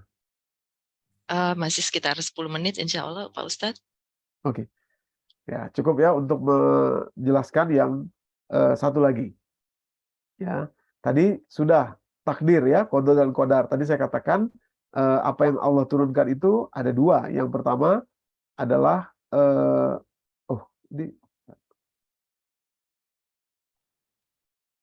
kok gitu. Sebentar, saya salah. Saya keluar dulu sebentar ya. Keluar dulu share-nya, kemudian masuk lagi. Saya salah pencet. Oke, jadi tadi saya katakan bahwa tadi kita sudah membuka bahwa mana nih? Nah ini ya. Tadi kita sudah membuka, kembali dulu sebentar, bahwa orang yang wafat husnul khotimah itu mereka ditanya apa yang Allah turunkan kepada kamu, gitu ya. Nah, kemudian mereka mengetahui bahwa semuanya adalah kebaikan. Apa yang diturunkan itu ada dua. Yang pertama qada dan qadar, perjalanan hidup. Ya, sudah kita kupas ya bahwa semuanya baik. Nah, yang kedua yang Allah turunkan tidak lain dan tidak bukan Bapak Ibu adalah Al-Qur'an. Nah, Al-Qur'an. Jadi sebetulnya ada dua contoh. Mudah-mudahan waktu kita cukup ya. Al-Qur'an dan syariat ya, agama ini yang Allah turunkan ini ya. Nah, jadi mungkin di sini saya cepat saja. Jadi Al-Qur'an itu betul dia adalah kitab suci kita. Betul dia adalah dari Allah Subhanahu wa taala, tapi yang harus kita pelajari di sisa usia kita ini adalah sampai kita tahu bahwa isinya tuh kebaikan semua. Itu tuh penting tuh Bapak Ibu. Karena itu nanti yang jadi bekal kita untuk menjawab Allah. menjawab pertanyaan para malaikat saat kita mati nanti. Kebaikan kayak apa? Nah, itu kan masalahnya di situ. Kok kamu bisa bilang kebaikan? Mana? Maksudmu apa kebaikan itu? Nah, gitu kan. Kalau ditanya malaikat begitu gimana kita? Nah, boleh kebaikan dari yang paling kecil sampai yang paling besar, sampai yang kita pahami secara mendetail, lebih bagus. Misalkan ada orang begini, ya ada orang yang meyakini, Ustadz setiap kali saya baca Quran, urusan saya mudah. Boleh? Boleh. Nah, artinya dia mendapatkan kebaikan walaupun dalam level yang, dalam tanda kutip, level yang private dan ya personal dialah, gitu ya. Nggak apa-apa, boleh. Ya. Tapi yang lebih dalam lagi adalah kita mengupas, mengkajinya. Bapak Ibu yang dirahmati Allah. Bukan banyak, semua ayat Al-Quran itu kebaikan kalau dikupas isinya itu ya. Salah satu yang luar biasa adalah ayat terpanjang dalam kitab suci kita. Surat kedua ayat 282. Ya Bapak Ibu, surat Al-Baqarah. Saya pernah punya pengalaman nih, tadi dibacakan oleh Bunda Yanifi, pernah mengikuti Young Muslim Leader Exchange, ya, program yang diadakan oleh pemerintah Australia dan pemerintah Indonesia itu Bapak Ibu. Nah, ketika itu saya di Melbourne University diminta untuk memberikan ceramah gitu ya. Kami bertiga ketika itu dari Indonesia. Saya sampaikan ayat ini 282 dari surat Al-Baqarah ini. Dengan bangga saya katakan di depan hadirin ketika itu, masih ada Profesor Arif Budiman ketika itu ya. Guru besar di Melbourne University yang orang Indonesia itu ya. Kebanyakan mahasiswa Indonesia yang ada di situ dan juga mahasiswa yang asli dari Australia ya di Melbourne. Saya bilang dengan bangga, saya bilang bahwa ayat terpanjang di dalam kitab suci kami, ya, di dalam kitab suci saya bilang gitu. Actually, dia tidak bicara tentang ketuhanan, dia tidak bicara tentang surga dan neraka, gitu ya. Dia bicara tentang akunting, pencatatan keuangan dan pencatatan yang lain-lainnya, transaksi, pencatatan, pembukuan, gitu ya. Gimana coba? Kan keren banget, luar biasa. Ayat terpanjang, pasti ada maksudnya kenapa dia jadi ayat terpanjang gitu kan, Bapak Ibu. Ya, ini ingin memberikan penjelasan kepada kita bahwa Al-Quran itu semua kebaikan di dunia ini asalnya dari Quran. Bapak Ibu, semuanya. Cuma kita sudah ada yang kita ketahui, banyak yang belum kita ketahui. Termasuk di dalamnya pembukuan, pencatatan yang rapi. Jadi kan kita tahu bahwa Rasulullah itu ummi, tidak bisa baca, tidak bisa tulis. Demikian pula sahabat-sahabat beliau. Quran surat ke-62 itu ya, Al-Jumu'ah ayat kedua itu ya. Huwallazi ba'asa fil ummiyina rasulan minhum. Dialah yang mengutus di tengah-tengah kaum yang ummi, tidak bisa baca, tidak bisa tulis, seorang rasul yang juga ummi, tidak bisa baca, tidak bisa tulis. Tapi di tengah keummian mereka itu, khusus untuk transaksi keuangan, Bapak Ibu yang dirahmati Allah, Allah suruh, Allah perintahkan untuk menulisnya, bukan menghafalnya. Kalimatnya jelas. Ya ayyuhallazina amanu, atau mohon dibacakan Bunda Yanifi, surat kedua ayat 282 di penggalan awalnya saja, silakan. Ya. Hai orang-orang yang beriman, apabila kamu bermuamalah tidak secara tunai untuk waktu yang ditentukan, hendaklah kamu menuliskannya. Dan hendaklah seorang penulis di antara kamu menuliskannya dengan benar. Dan janganlah penulis enggan menuliskannya sebagaimana Allah mengajarkannya. Maka hendaklah ia menulis, dan hendaklah orang yang berhutang itu mendiktekan apa yang akan dituliskan, dan hendaklah ia bertakwa kepada Allah Rabb-nya. Dan janganlah ia mengurangi sedikit pun daripada hutangnya. Oke, terima kasih ya. Diulang-ulang, tulis. Ya ayyuhallazina amanu idza tadayantum bidainin ila ajalin musamman faktubuh. Faktubuh ini fi'il amr, fa'uktubuh itu aslinya tuh ya. Fa'uktubuh, maka tulislah. Artinya wajib. Wal yaktub bainakum katibun bil adl, atau cari penulis di antara kalian yang adil. Wala ya'ba katibun ayyaktuba kama 'allamahullah, dan janganlah seorang penulis itu enggan menuliskannya sebagaimana Allah mengajarkan dia. Artinya tulis menulis untuk transaksi keuangan ini adalah bagian dari yang Allah ajarkan, Bapak Ibu. Kenapa sebuah negara itu bangkrut? Kenapa sebuah negara itu tidak maju padahal memiliki banyak sumber daya alam, padahal memiliki banyak sumber daya yang lain? Karena terjadi korupsi. Kenapa bisa terjadi korupsi? Karena para pencatat keuangannya berkhianat, Bapak Ibu yang dirahmati Allah. Itu kan, masalahnya kan itu, problemnya kan itu. Kalau pencatat keuangan tidak berkhianat, nggak ada yang berani korupsi, karena akan terbuka semua. Terbuka semua, Bapak Ibu. Nah, fa'uktubuh, maka tulislah. Tidak bisa cuma diingat saja, nggak bisa. Nah, kenapa tidak bisa? Karena nanti akan berubah, berbeda versinya. Nah, umpamanya saya minta pinjam uang sama Bundo Ratna. Bundo Ratna saya pinjam uang 10 juta misalkan gitu ya. Oh iya, dikasih. Nah, nanti saya bayar 6 bulan misalkan gitu ya. Nah, nanti udah 6 bulan Bundo Ratna minta, mana Ustadz uangnya yang dipinjam? Loh, bukannya saya minta pinjam 8 bulan. Kenapa? Karena tidak ditulis, Bapak Ibu. Rahmati Allah. Kecuali kalau itu kepada anak kita, ya mungkin orang tua dan lain sebagainya, cucu-cucu kita, ya itu pemberian dan lain sebagainya, tidak masalah. Tapi kalau transaksi keuangan yang secara umum, maka tulis. Jadi maksud saya ingin mengatakan bahwa Al-Quran ini kebaikan. Apa yang kita lihat kebaikan sekarang ada di misalkan negara-negara modern, Buddha hidup di berbagai negara, misalkan negara yang sejahtera seperti Skandinavia, pencatatannya pasti bagus itu. Ya, apa sesuatu itu dicatat betul, sampai detail betul dicatat itu. Kenapa KFC itu bisa jualan ayam goreng sampai ke negara kita? Dari Kentucky sana itu ya, dari Amerika sana. Kenapa? Karena ingredientnya dicatat semua. 1 gram merica saja dicatat itu. Nah, saya pernah tanya pegawainya KFC itu, kalau salah prosedur sedikit saja kena surat peringatan itu mereka itu. Dicatat, Bapak Ibu yang dirahmati Allah. Nah, gitu. Nah, itulah kebaikan yang dirasakan oleh dunia sekarang ini berasal dari Al-Quran. Jadi, maza anzala rabbukum qalu khairan, semuanya adalah kebaikan. Oke, ini contoh yang pertama. Kalau kita buka banyak sekali, ini nggak selesai waktu kita untuk bisa membuka semua kebaikan-kebaikan yang Allah turunkan dalam Al-Quran. Banyak sekali. Di soal keuangan, ada lagi soal karbohidrat rinsing gitu ya, dan lain sebagainya. Banyak sekali. Oke, sekarang saya cepat ke contoh yang kedua, contoh syariat ya. Kalau tadi Al-Quran, ayat Al-Quran, sekarang syariat, berbentuk syariat ya. Ayat Al-Quran juga tapi sudah berbentuk syariat ya. Dari dulu sebenarnya saya bertanya-tanya dari kecil nih Bapak Ibu ya. Kenapa kok kalau kita tasyahud pas sholat itu, kenapa kok harus ada telunjuk? Itu ya. Kenapa kok harus ada telunjuk? Dan lebih lagi, kenapa kok harus mata kita melihat ke telunjuk itu? Gitu ya. Itu ya.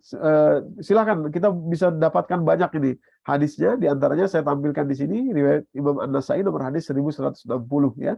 Dan dalam Sahih Ibnu Hibban juz yang kelima atau buku yang kelima nomor hadis 274 dan lain sebagainya. Banyak di beberapa kitab itu sama kalimatnya.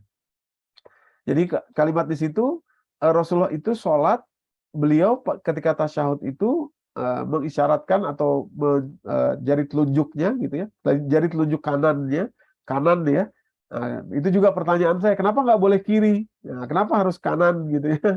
Dan kemudian pandangan mata beliau mengarah ke situ ya. Jadi pandangan mata ya, bukan pandangan kepala tapi pandangan mata saja.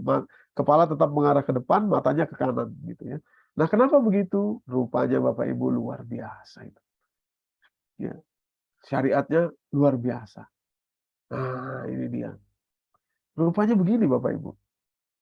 Jadi rasa sakit ya yang kita derita, baik itu physical pain atau mungkin non physical pain, ya, rasa sakit yang fisik maupun yang non fisik seperti penolakan ya, rasa sakit psikologis maupun fisiologis maksudnya ya, fisik maupun non fisik. Ini saya tampilkan saat saya sampaikan satu jurnal ilmiah di The Journal of American Medical Association. Itu kalau Bapak Ibu nanti ketik pain relief, ada nih ya, masih ada ya. Ini diterbitkan tanggal 18 November 12 November maksud saya tahun 2003. Jadi Bapak Ibu, physical pain dan physiological pain itu tersimpan di bagian otak yang sama, namanya dorsal anterior cingulate cortex ya, di bagian tengah otak kita, Bapak Ibu yang dirahmati Allah. Tersimpan di situ, bagian tengah kanan ya, bagian tengah kanan. Nah, yang menarik adalah, saya langsung aja, nggak usah panjang lebar nih. Ini saya garis bawahi. Activation of the right. Jadi aktivasi ya atau aktivitas yang terjadi pada bagian kanan prefrontal cortex kita, yaitu lebih tepatnya di dorsal anterior cingulate cortex ya. Itu dorsal anterior cingulate cortex itu bagian lebih detailnya dari prefrontal cortex ya, bagian kanan, tapi khusus bagian kanan saja. Activation of the right frontal prefrontal cortex appears to help dampen the distress. Itu ternyata dari hasil penelitian terbukti mengurangi distress of both physical pain and social exclusion. Ya, menghilangkan atau mengurangi rasa sakit dari kedua rasa sakit, yaitu physical pain maupun social pain atau social exclusion, penolakan sosial, social rejection, ya, tersimpan di tempat yang sama. Obatnya adalah aktivitas di sebelah kanan. Jadi para peneliti ini melakukan penelitian, ya, para relawan yang diteliti ini mereka diberikan aktivitas di otak sebelah kanan, ya, dilempar bola, suruh tangkap dari sebelah kanan dan lain sebagainya. Ya, mereka membuat penelitian itu sehingga otak sebelah kanan mereka itu bekerja, sementara otak kirinya tidak, gitu ya. Nah, rupanya itulah yang membuat relief pain tadi itu dan bahkan dampen atau mengurangi, Bapak Ibu, stres itu di bagian dorsal anterior cingulate cortex sebelah kanan. Jadi ketika kita tahiyat itu, ya, kita mengisyaratkan dengan jari telunjuk kanan kita, tidak boleh kiri. Kemudian mata adalah satu-satunya organ tubuh yang keluar sendiri satu saja, ini tidak ada yang lain, keluar dari rongga tengkorak kita yang merupakan bagian langsung dari otak kita. Dia melihat ke sebelah kanan, artinya terjadi aktivitas di otak sebelah kanan kita, sementara sebelah kiri tidak. Sesungguhnya sedang mengobati physical and social pain di dalam diri kita, Bapak Ibu yang dirahmati Allah. Tasyahud itu. Luar biasa kan? Itu kebaikan, khairan. Itu syariat itu khairan, kebaikan untuk kita. Gitu ya, untuk kita. Nah, ini penting untuk kita tahu, ya, sebelum kita wafat, sebelum kita mati, kita penting untuk tahu ini sehingga kita yakin, bukan sekedar dogma saja, bukan sekedar percaya dogmatis saja, tidak, tapi yakin bahwa memang semua isinya adalah kebaikan, baik itu takdir, qada dan qadar kita, demikian pula isi Al-Qur'an, demikian pula syariat yang ditetapkan kepada kita, semuanya.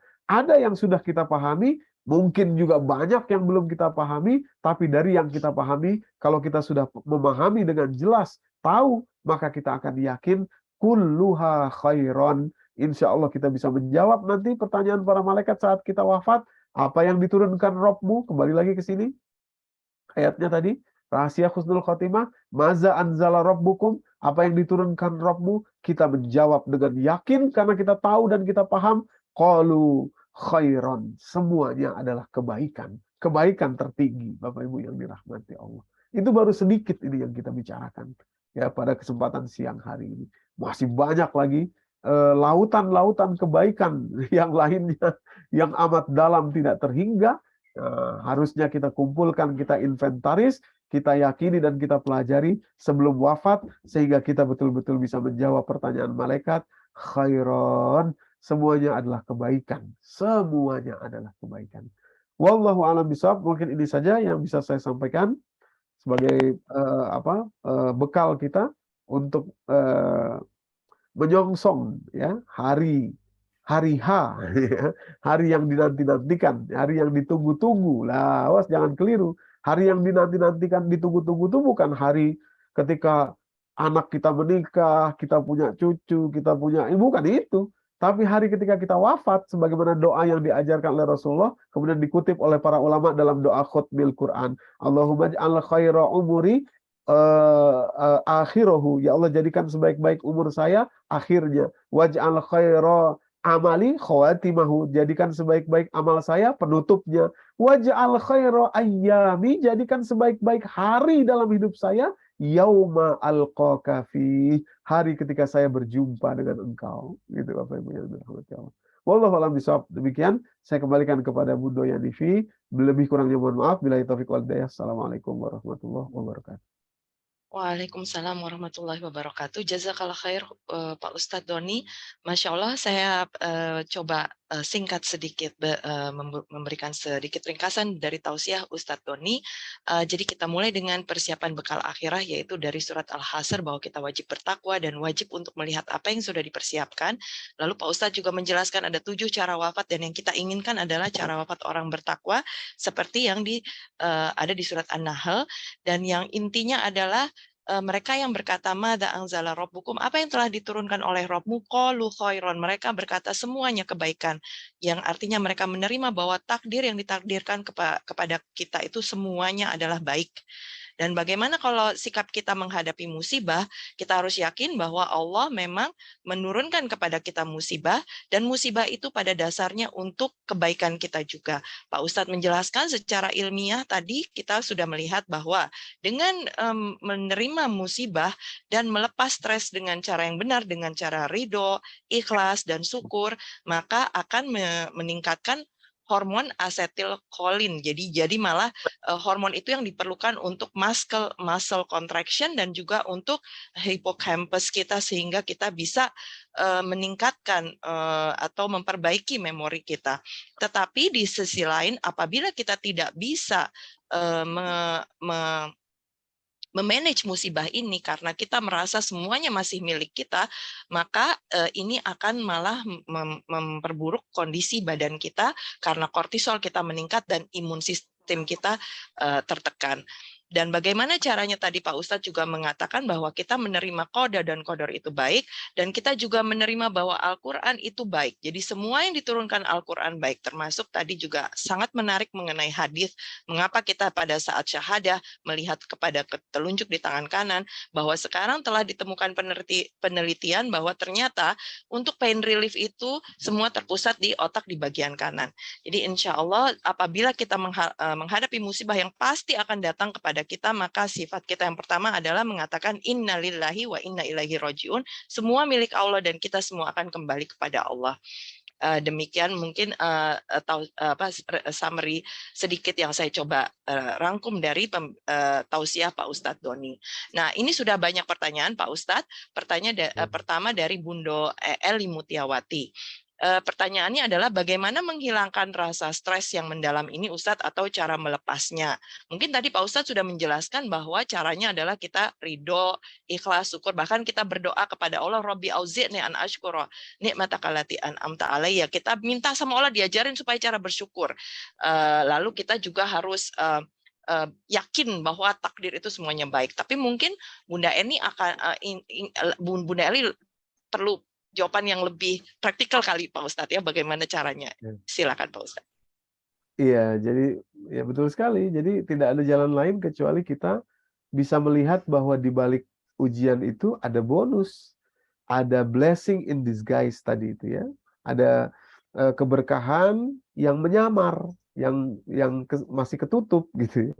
Ya, kalau kita bisa melepas itu, baru hadiahnya muncul, yaitu hormon asetilkolin yang sebetulnya sangat amat penting dalam kehidupan kita. Jadi sebetulnya ketika datang musibah atau ujian, kita buru-buru lihat dalamnya, kita buru-buru lihat potensi kebaikannya, yaitu hormon asetilkolin kalau kita berhasil melepasnya. Jadi kalau kita melatih diri kita dengan melihat isinya atau akibat nanti dari hormon asetilkolin, kita akan syukur. Kita akan bahagia karena itu kita butuhkan dalam kehidupan ini justru, Bapak Ibu yang dirahmati Allah. Nah, jadi caranya adalah dengan kita belajar seperti ini dan selalu kita melihat isinya. Nah, potensinya, potensi kebaikannya dari hormon asetilkolin tadi itu yang hanya ada ketika parasympathetic nervous system atau melepas tadi sudah kita lakukan. Nah, demikian kira-kira. Jazakallah. Mungkin jelas ya Ibu Eni, jadi mungkin perlu latihan kali ya Bu Eli. Silakan Bu Eli. Betul. Latihan kali ya. Kadang perlu latihan. Pas udah bisa, satu saat bisa hilang, satu saat datang lagi susah lagi jadi on off gitu loh jadinya. Syukron Iya. Ustaz. Oh, Nih. iya, Kak. Pertanyaan kedua Pak Ustadz, jadi ada dari Bundo Pertaminingsi, banyak orang yang sudah rajin sholat, baik yang wajib dan sunnah, yang berarti banyak melakukan tahiyat, namun masih sulit untuk memaafkan dan tetap saja bersikap tidak baik. Apa yang menyebabkan hal tersebut Ustadz? Syukran. Iya, ya banyak sekali. Ya itu tadi mungkin sholatnya selama ini tidak mengetahui bahwa dalam sholat itu ada proses relief tadi itu ya.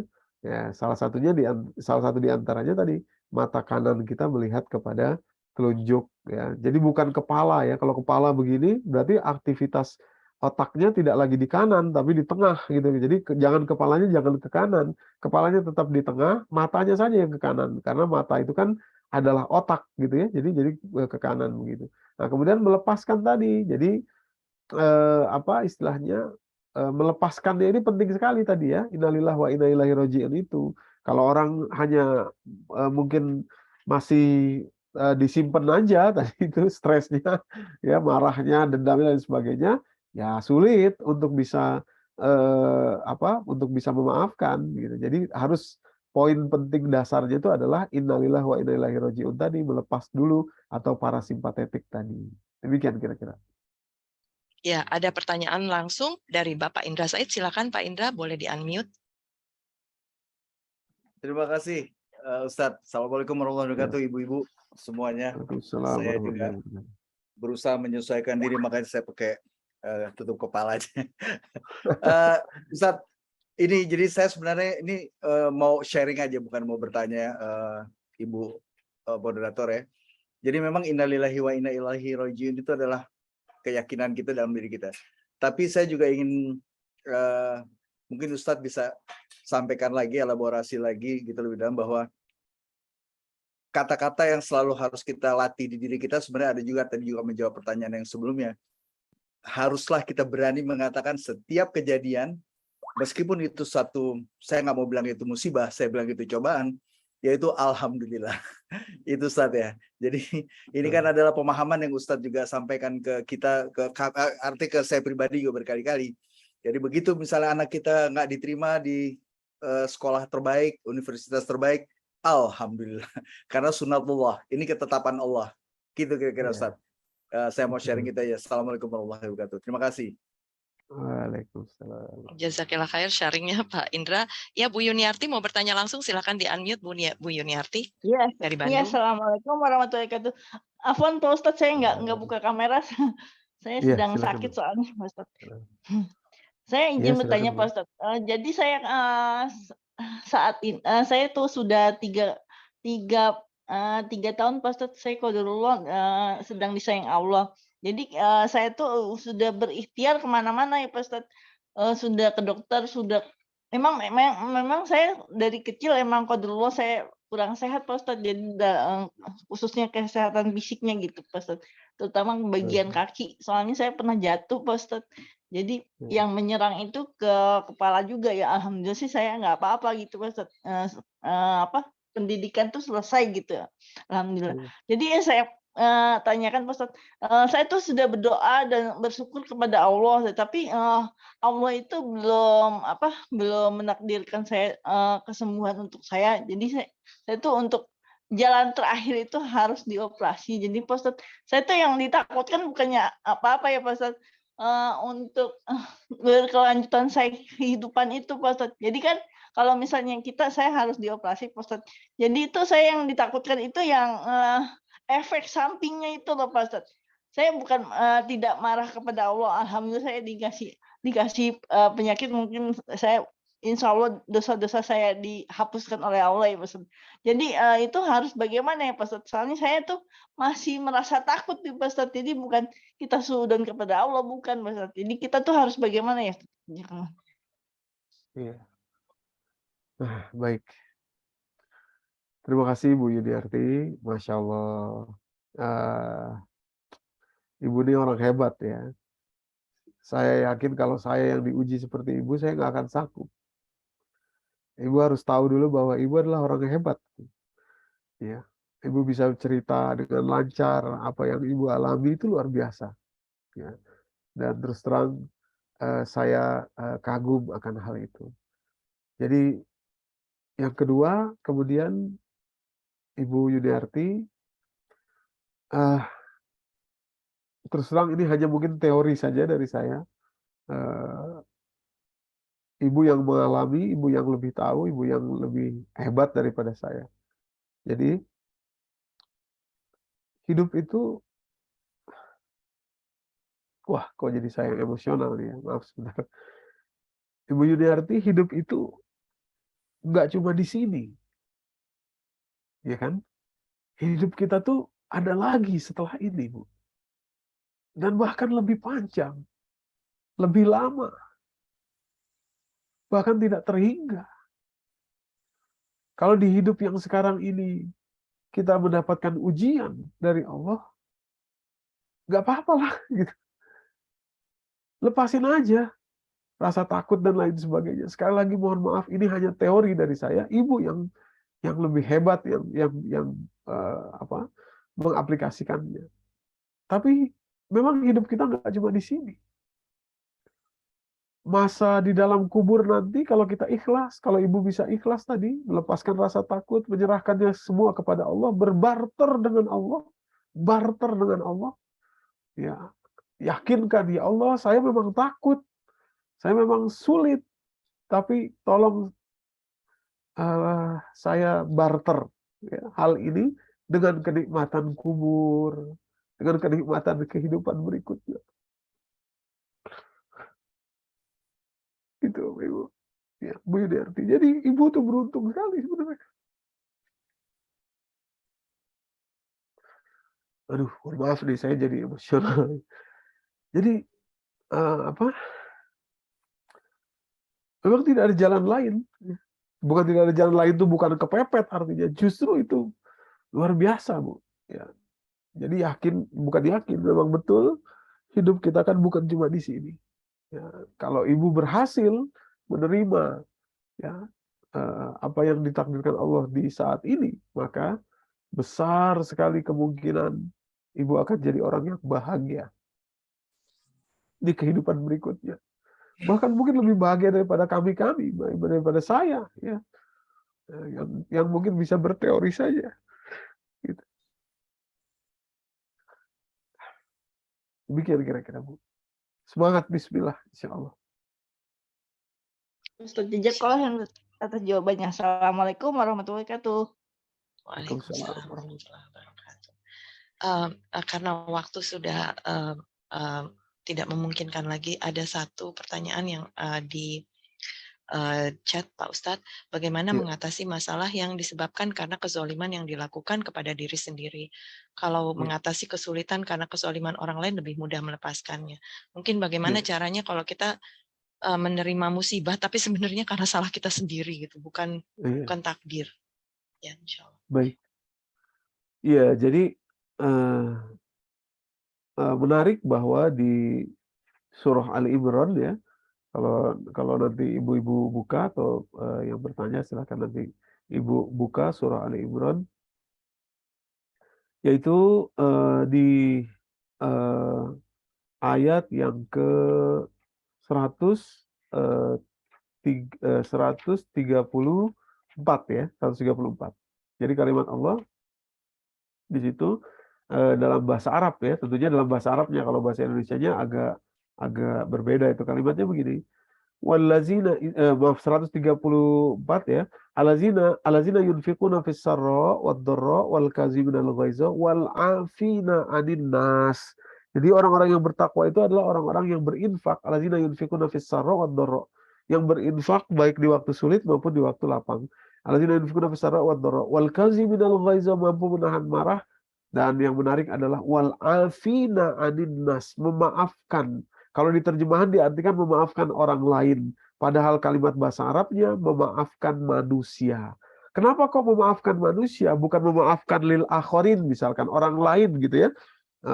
terjemahan bahasa Indonesia memang menurut saya tidak terlalu mumpuni dalam hal ini, karena nas kok diartikan orang lain, padahal nas itu manusia. Manusia artinya ada satu manusia yang justru sebetulnya mendapatkan hak lebih prioritas untuk dimaafkan, yaitu diri kita sendiri. Wal afina anin nas, memaafkan manusia. Manusia itu bukan cuma orang lain, ada satu manusia yang include di dalam manusia itu, yaitu diri kita sendiri. Wal afina anin nas. Nah, dari sinilah kemudian kami mengambil metode, ya. Kalau kita ingin mudah memaafkan diri kita sendiri, cobalah sering-sering mendoakan orang lain tanpa diketahui orang tersebut. Nanti kita akan mudah untuk masuk ke dalam diri kita sendiri untuk memaafkan diri kita sendiri. Wal afina anin nas, memaafkan manusia. Termasuk manusia yang paling dekat dengan kita, yaitu diri kita sendiri. Bapak Ibu yang dirahmati Allah. Jadi wal afina anin nas, ini konsep yang holistik sekali. Ya, dalam dunia psikologi ini luar biasa loh ini, Bapak Ibu yang dirahmati Allah. Oleh Al-Quran cuma sederhana saja diringkas. Wal afina anin nas, memaafkan manusia. Di dalam situ manusia berarti diri kita sendiri, include manusia. Gitu. Caranya gimana? Dengan memaafkan manusia yang lain. Kita memaafkan kemanusiaan kita, kekeliruan orang lain, termasuk juga kekeliruan kita, kesalahan orang lain karena dia manusia, kita juga manusia. Bapak Ibu yang dirahmati Allah. Jadi 134 dari surat Ali Imran. Demikian kira-kira Bu. Jazakallah khair Ustadz. Waktu juga yang memisahkan kita. Sebelum kita tutup, mohon Ustadz berkenan untuk memimpin doa bagi kita semua. Baik. Terima kasih Bapak Ibu yang dirahmati Allah, bunda-bunda semua dimanapun berada. Semoga betul-betul Allah menghadiahkan kepada kita wafat yang indah. Husnul khotimah. Ya. Itulah kesudahan cita-cita tertinggi kita. Percuma kita punya uang banyak kalau wafatnya tidak husnul khotimah. Untuk apa kita sehat kalau kita matinya tidak baik? Ya, untuk apa kita punya pendidikan tinggi kalau kita mati dalam kondisi yang su'ul khotimah? Tidak ada gunanya. Ya, karena kita semua akan mati. Tinggal kita pilih saja mau yang mana. Nah, kita bersiap, berusaha selama masa kehidupan kita, sisa-sisanya ini, untuk mencapai ke sana. Dengan apa yang sudah kita pelajari hari ini, mudah-mudahan bisa kita amalkan bersama, dan sampai jumpa di kehidupan berikutnya yang bahagia. Astagfirullahaladzim, astagfirullahaladzim, astagfirullahaladzim. Auzubillahi minasyaitonirrajim. Bismillahirrahmanirrahim. Alhamdulillahirabbil alamin, hamdan syakirin, hamdan na'imin, hamdan yu'afi wa yukafi mazira. Ya Rabbana lakal hamdu wa lakal syukru kama yanbaghi li jalali wajhikal karim wa li azimi sultanik. Subhanaka la nuhsi sana'an 'alaika anta kama asnaita 'ala nafsik. Falakal hamdu ya Allah hatta tarda. Walakal hamdu iza radit. Walakal hamdu ba'da ridha. Allahumma anta rabbina la ilaha illa anta khalaqtana wa nahnu abduka wa nahnu ala ahdika wa wa'dika mastata'na. Na'udzubika min syarri ma sana'na. Nabu'u laka bi ni'matika alaina wa nabu'u bi dzunubina faghfir lana faghfir lana faghfir lana fa innahu la yaghfiru dzunuba illa anta. Ya Allah, Engkaulah Tuhan kami, tidak ada Tuhan selain Engkau yang menciptakan kami, ya Allah. Nabu'ulaka alaina bizunubina, ya Allah, kami akui dosa dan maksiat serta kesalahan kami yang sampai kepada Engkau, sementara Engkau senantiasa melimpahkan nikmat kepada kami, karunia kepada kami tanpa melihat maksiat dan serta dosa dan kesalahan kami. Maka ampunilah kami, ya Allah. Ampunilah kami ya Rabb, ampunilah kami ya Rahman, karena tidak ada yang mampu mengampuni dosa-dosa kami kecuali Engkau. Rabbana ighfir lana dzunubana wa dzunuba walidina warhamhum kama rabbawna shighara. Ya Allah, ampunilah dosa dan kesalahan kami serta dosa dan kesalahan kedua orang tua kami, ya Allah. Baik yang masih hidup bersama dengan kami maupun yang telah wafat mendahului kami. Dan sayangilah mereka, ya Allah, ya Rabb. Sebagaimana mereka menyayangi kami, mengasihi kami, sewaktu kecil kami hingga masa dewasa kami. Kami bersyukur Engkau pilihkan mereka sebagai orang tua kami, apapun keadaan dan kondisinya, ya Allah. Rabbana hab lana min azwajina wa dzurriyyatina qurrata a'yun waj'alna lil muttaqina imama. Ya Allah, berilah karunia dari sisi Engkau ya Allah. Pasangan hidup kami, suami bagi ibu-ibu maupun istri bagi bapak-bapak dan anak keturunan kami yang menyejukkan mata kami ya Allah ya, yang menyejukkan mata kami ya Allah ya Rabb, dan mampukan kami membimbing mereka semua menjadi orang-orang yang bertakwa. Rabbana atina fid dunya hasanah wa fil akhirati hasanah wa qina azabannar. Bifadlika subhana rabbika rabbil izzati amma yasifun. Wassalamun alal mursalin walhamdulillahi rabbil alamin. Amin ya rabbal alamin. Jazakallahu khairan katsiro kepada Pak Ustadz Doni atas tausiah dan doanya yang sangat menyentuh. Bapak, bunda-bunda dan bapak-bapak sekalian, demikianlah penutup acara kami. Semoga Allah meridhoi waktu yang telah kita luangkan untuk mendengarkan tausiah dari Ustadz Doni, dan juga semoga Allah memberikan kita kekuatan untuk melaksanakan apa saja yang telah kita terima dari Ustadz Doni. Dan saya atas nama pribadi dan atas nama BKLN, pengurus BKLN, mengucapkan terima kasih atas kehadiran bunda-bunda dan bapak sekalian, serta mohon maaf sebesar-besarnya apabila ada kekurangan dalam penyelenggaraan acara pengajian ini. Kami tutup dengan membaca doa penutup majelis. Astagfirullah, astagfirullah, astagfirullah, subhanakallahumma wa bihamdik, nasyhadu alla ilaha illa anta, nastaghfiruka wa natubu ilaik. Jazakallahu khair khasiran. Assalamualaikum warahmatullahi wabarakatuh. Waalaikumsalam warahmatullahi wabarakatuh. Terima kasih bunda-bunda semua.